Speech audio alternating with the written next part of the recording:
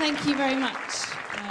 Yeah, albeit last minute, it's great to be here. In 2009, I decided to take part in a race, something different to all the other adventurers here. I actually did a race.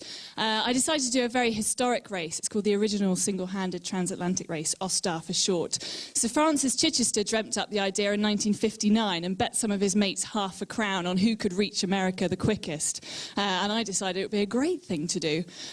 So I got myself a boat. It's actually the second time I've done this race, but the first one is a completely different story that didn't end well, so I'm going to focus on this one.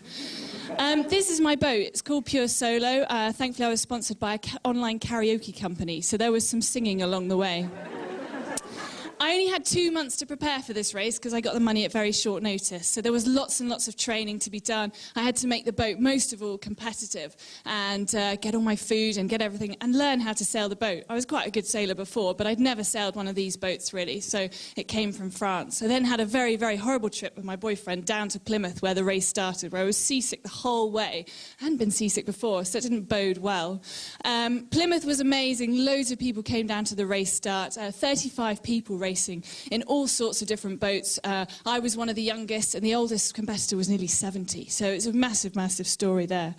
And then race day came in middle of May 2009. It was a very, very hectic day. The weather was beautiful, but the wind was all over the place. I did 4 sail changes in the first 5 minutes. So you're knackered before you started, really. And you've got 3,500 miles to go before you get there.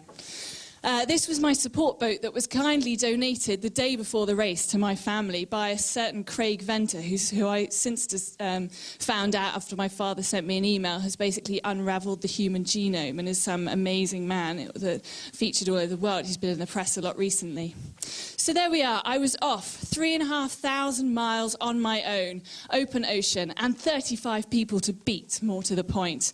It was a pretty scary prospect. So anyway, I settled in. The weather was not too kind on the first day, so that got rid of the sort of people that weren't going to make it very far. And the rest of us carried on. First few days, I had some visitors, and you can see a little bird that came to visit me. Really, really sweet and very good for morale, apart from it pooed all over my sleeping bag, which I wasn't very pleased about. Morale is very important when you're on your own, basically dominated by food and sleep, neither of which are very easy when you're on your own in the middle of the Atlantic. So as you can see, navigation was really important. I had all these boats that I was trying to race. I am actually up, buried in near the front somewhere there, which was a good thing. But normally we have an Azores high. You can see a big L, which meant there was an Azores low, which meant instead of having nice, hot, sunny conditions past the Azores, we had horrible, horrible, horrible conditions. But more about that later. Things change very, very quickly when you're on a yacht. Suddenly you can be going along and you're on your own, everything's fine, you're singing and you're steering and everything's great. And then suddenly one thing can happen and another thing can happen, and suddenly you're really up the creeks that we've heard about with no paddle. I had to climb a mast, my mast, on my own. It's not very easy, no one to pull you up, no one to let you down. In big waves. This is the result. Unfortunately, I climbed it once and didn't quite fix the problem, so by the time I got to the bottom again, I had to go up again. I phoned my mum and said, look, Mum, if I don't phone you in half an hour, tell you I'm safe, you know, call someone, get some help. And anyway, I got stuck up there for about an hour and a half, and she got all in a panic, but never mind. After that, I was like, this is rubbish, basically. I'm here in the middle of nowhere. I don't know what's happening in EastEnders. There's no one here to talk to. I've just climbed a rig. I'm covered in bruises. And more importantly, there are big, big, big storms coming.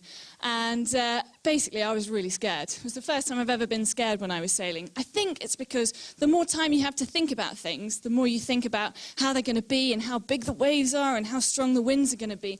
And it's like going to a party you don't want to go to. It gets worse and worse and worse. And actually, when you get there, it's not quite as bad as you think it's going to be. These were the waves. This wasn't actually taken on the trip because I didn't really leave my cabin during the big waves, but this was another trip where I took pictures of big waves. So just in case there are any yachty geeks that go, that wasn't her boat. This was a massive thunderstorm, really, really scary. We went through some really, really bad weather.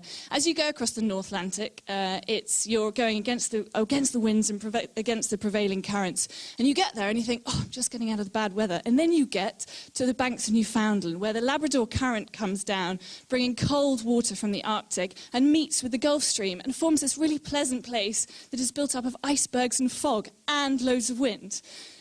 So these are my teddy bears telling me to watch out for icebergs. Bit of a girly thing, sorry.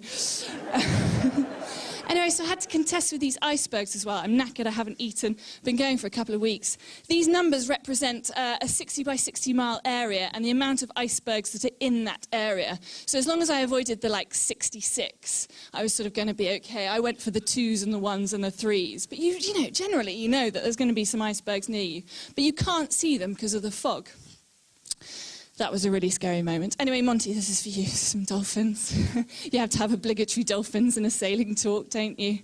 Once I was out of the scary ice, fog, windy patch, we were down into the Gulf Stream, and within 24 hours, the sea had warmed up, the sun had become nice, and the wind died. I was in a yacht race. You want there to be wind. You want there to be wind all the time. I also had a phone call saying, Hannah, did you know you're about to break a world record? I went, what? No. I said, you've got to get there before Sunday morning. This was on the Friday or something. Not a breath of wind. Anywhere. Nowhere. Nowhere, nowhere, nowhere.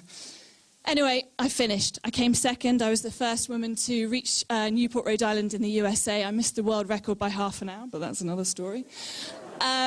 But it was an incredible experience. It was so good that I spent a week there with my family and friends and bathing lots and drinking some beer and eating generally, and then I turned around and sailed all the way home on my own again. Thank you very much.